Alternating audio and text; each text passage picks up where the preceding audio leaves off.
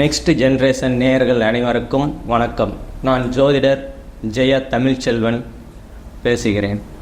அதாவது இன்றைக்கி நம்ம வைகாசி மாத பலன்களை பார்க்க போகிறோம். இன்றைக்கி இந்த மாதத்தோட சிறப்பு என்னென்னா, சூரியன் மேசத்திலிருந்து ரிஷபத்துக்கு பேச்சு ஆகிறாரு. இது சிறப்புடா என்னென்னா, குருவோட சூரியன் இணைய போகிறாரு. அதனால குருவோட சூரியன் இணையும் போது சிவராஜ யோகம் அப்படின்னு சொல்லப்படுது. குருவோட சூரியன் அதாவது இணையும் போதும் குரு பார்வையில் விழுகும் போதும் சிவராஜ யோகம் ஜோதிடத்தில் சொல்கிறாங்க. இதை சூரியன் ஒரு மாதத்துக்கு ஒரு ராசியில் ஒரு ராசியை கடக்கிறதுக்கு எடுத்துக்கிறாரு. அதே மாதிரி சந்திரன் 2.25 நாள் எடுத்துக்கிறாரு. செவ்வாய் 40 நாள், புதன் 20 நாளில் கடக்கக்கூடிய கிரகம். குரு ஒரு வருஷம், கிட்டத்தட்ட ஒரு வருஷம் ஒரு ராசியை கடக்கிறதுக்கு எடுத்துக்கிறாரு. சுக்கிரன் அதே மாதிரி 25 நாள் எடுத்துக்கிறாரு. சனி உங்களுக்கு தெரியும் 2.25 வருஷம் கடக்கிறதுக்கு எடுத்துப்பார் ஒரு ராசியை. அதே மாதிரி ராகு கேதுக்கள் 1.5 வருஷம் எடுத்துப்பாங்க. இது எல்லாருக்கும் தெரிஞ்ச பொதுவான விஷயந்தான். நான் அதாவது ஜோதிடத்தில் 2 சக்கரம்னு சொல்லுவாங்க. ஒன்று பிறப்பு ராசி, அதாவது ஜனன ராசி, பிறக்கும்போது என்னவோ அதை வச்சியும், அப்புறம் கோச்சாரம், இன்றைய கோச்சாரம், அதை வச்சியும் இணைச்சி 2 சக்கரத்தையும் இணைச்சி தான் பேலன்ஸ் பண்ணி தான் நம்ம பலன்களை துல்லியமாக எடுக்க முடியும்.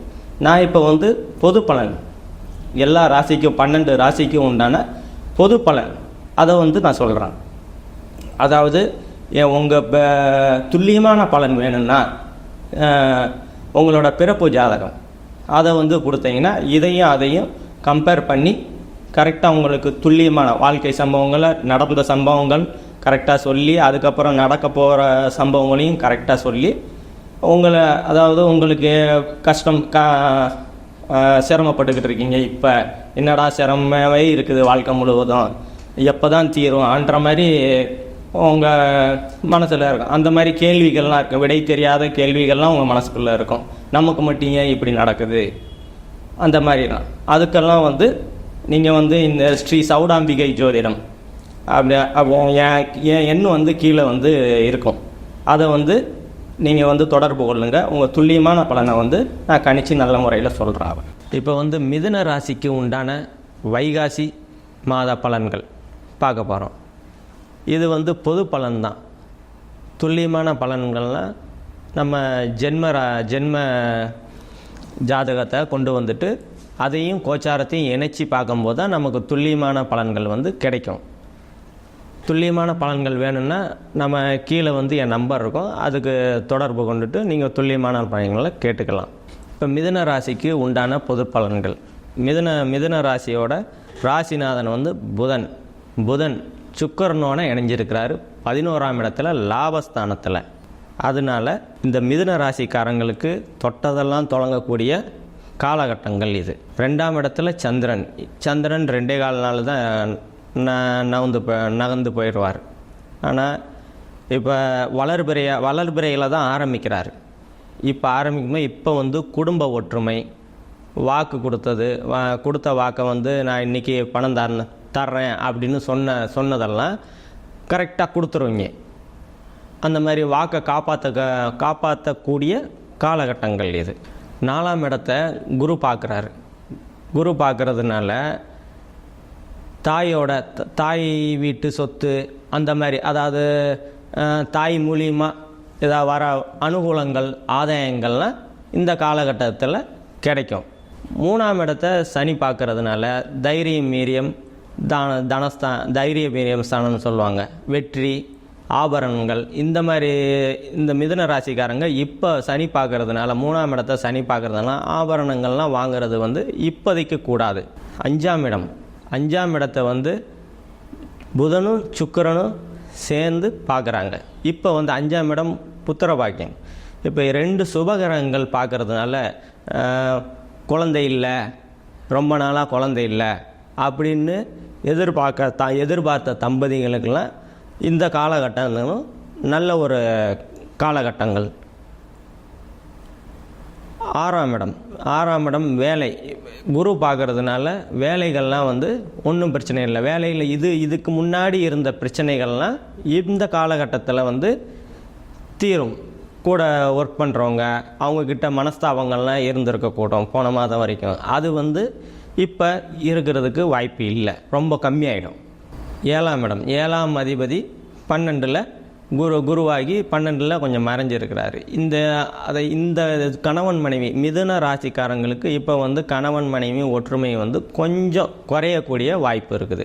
அதனால நம்ம வந்து கொஞ்சம் பொறுமையாக இருக்கிறது ரொம்ப நல்லது. நம்ம ஏதாவது ஒன்று பேசி அவங்க ஏதாவது ஒன்று சொல்லி அதனால் வந்து சண்டைகள் சச்சரவுகள் கண்டிப்பாக வந்தே தீரும். அதனால வந்து நம்ம கொஞ்சம் பொறுமையாக இருக்கிறது ரொம்ப ரொம்ப ரொம்ப நல்லது. 2 பேருக்குமே, கணவன் மனைவி 2 பேருக்குமே ரொம்ப ரொம்ப நல்லது. 8ஆம் இடத்தை மிதுனத்திலேருந்து 8ஆம் இடத்தை குரு பார்க்கறதுனால திடீர் பண வரவு. நம்ம ரொம்ப நாளாக வரும்னு எதிர்பார்க்கக்கூடிய பணங்கள்லாம் இப்போ வந்து திடீர்னு நம்ம எதிர்பார்க்கும் இந்த காலகட்டத்தில் இந்த மாதத்தில் வந்து அவங்களே கொண்டு வந்து கையில் இந்தாங்க, தப்பாக நினச்சிக்காதீங்க, ரொம்ப நாள் ஆகி போச்சு, இந்தாங்க நீங்கள் வாங்கிக்கோங்க அப்படின்னு நம்ம எதிரே பார்க்க மாட்டோம். அது எதிர்பார்த்தாத பண வரவு வந்து சேரக்கூடிய காலகட்டங்கள் இது. 9ஆம் இட மிதனத்திலேருந்து 9ல் சனி இருக்கிறார். சனி தந்தை ஸ்தானம். இந்த மாதிரி சமயத்தில் தந்தை மேலே கொஞ்சம் கவனமாக இருக்கிறது ரொம்ப நல்லது. தந்தைக்கும் நமக்கும் பிரச்சனைகள் வரும். அவரோட சொத்து வந்து இந்த காலகட்டத்தில் கிடைக்கிறதுக்கு வாய்ப்பு இல்லை. திட்டுறது, அப்பா மகன் 2 பேரும் உறவு வந்து சுமூகமாக இந்த 1 மாத காலகட்டத்துக்கு இருக்கிறதுக்கு வாய்ப்பு ரொம்ப கம்மி. 10ஆம் இடம் செவ்வாய் ராகு 2 பேரும் சேர்ந்து இருக்கிறாங்க. இப்போ மிதுன ராசிக்காரங்க ஏதாவது தொழில் பண்ணலாம் அப்படின்னு மட்டும் தயவு செய்து போயிடாதீங்க. ஏன்னா செவ்வாய் ராகு 2மே அசுபகரங்கள். இந்த காலகட்டத்தில் வந்து நீங்கள் வந்து தொழிலும் ஆரம்பிக்கக்கூடாது. ஏதாவது இந்த தொழில் வந்து கொஞ்சம் டல்லாக தான் போகும். ஏற்கனவே இருந்த தொழிலும் கொஞ்சம் சும்மா டல்லாக தான் போகும் தொழில். அப்புறம் லாபஸ்தானத்தில் வந்து ஏற்கனவே சொன்ன மாதிரி லக்னாதிபதியே போய் லாபத்தில் இருக்கிறார். சுக்கிரனோட சேர்ந்து இருக்கிறார். 2 சுபகரங்கள் இருக்குது. ஏற்கனவே பண்ண தொழில் இப்போ புதுசாக எதுவும் பண்ணக்கூடாது, டல்லாக தான் இருக்கும். ஆனால் லாபங்கள் குறையாது. போன மாதத்துக்கு வந்தது இப்போ குறையாது. அந்த மாதிரியான காலகட்டங்கள். 12ஆம் இடத்துல குரு இருக்கிறார். 12ஆம் இடம் சுபத்துவமாக இருக்கிறது ரொம்ப நல்லது. குரு இருக்கிறதுனால இப்போ அரசாங்கத்தினால வெளி மாநிலம் போகிறது அந்த மாதிரி காலகட்டங்கள்லாம் இப்போ வந்து கண்டிப்பாக நிறைவேறக்கூடிய காலகட்டம் மிதுன ராசிக்கு. வெளிநாடு அதே மாதிரி 12ஆம் இடம் வெளிநாடு போகணும்னு நினச்சிட்டு இருக்கவங்கலாம் இந்த குரு 12ஆம் இடத்துல இந்த 1 வருஷம் இருப்பார். இந்த 1 வருஷம் கண்டிப்பாக நீங்கள் வெளிநாடு போயே தீருவீங்க மிதுன ராசிக்காரங்க. இதுதான் இந்த மாதம் வைகாசி மாதத்துக்கு மிதுன ராசிக்காரங்களுக்கு பொது பலன். உங்களுக்கு இன்னும் மேலும் துல்லியமான பலன் வேணும் அப்படின்னு நினைக்கிறவங்க கீழே என்னோடய நம்பர் இருக்கும், அதை கான்டாக்ட் பண்ணி உங்கள் துல்லியமான பலனை கேட்டு தெரிஞ்சுக்குங்க. நெக்ஸ்ட் ஜென்ரேஷன் நேயர்கள் அனைவருக்கும் வணக்கங்க.